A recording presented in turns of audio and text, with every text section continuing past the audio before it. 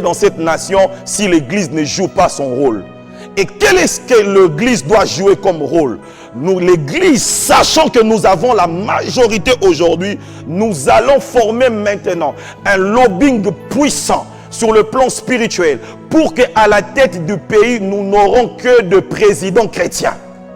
Et ça, je le dis comme un apôtre de Dieu, comme un envoyé de Dieu, pour dire et faire rêver des hommes de Dieu. Même si aujourd'hui, tu as une petite église de 5 personnes, tu as une église de 10 membres, tu as une église de 20 membres, tu as une église de 30 membres, de 100 membres, de 1000, de 10 000, de 20 000, tu dois savoir que nous avons un rôle, nous avons une mission. C'est lui de veiller à ce qu'à la tête de cette nation, nous n'aurons que de chrétiens ou encore des enfants de Dieu.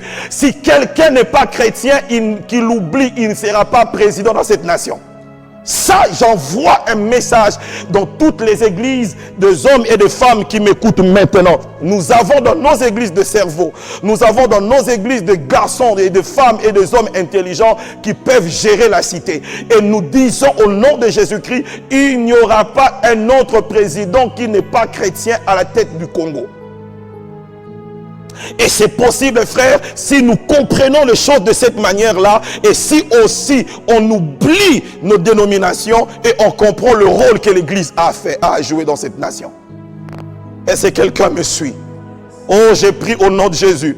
J'aime toujours le dire, j'aurais souhaité qu'un de nos pères le dise parce que je reconnais l'autorité de tous nos pères. Mais je le dis quand même aujourd'hui, je me permets de le dire au nom de Jésus-Christ qu'il n'y aura pas dans cette nation de président non chrétien.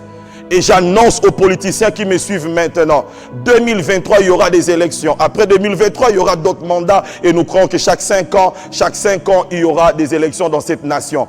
Si tu n'as pas une église, si on ne connaît pas ton pasteur, oublie 2 choses. La première, oublie d'être président. La deuxième, oublie d'être gouverneur. Nous allons veiller que dans cette nation, que le président soit des chrétiens et que le gouverneur soit des chrétiens. Cherchez déjà à vous convertir et à chercher des églises. On ne connaît pas ton pasteur, on ne te vote pas. On ne connaît pas ton église, on ne te vote pas.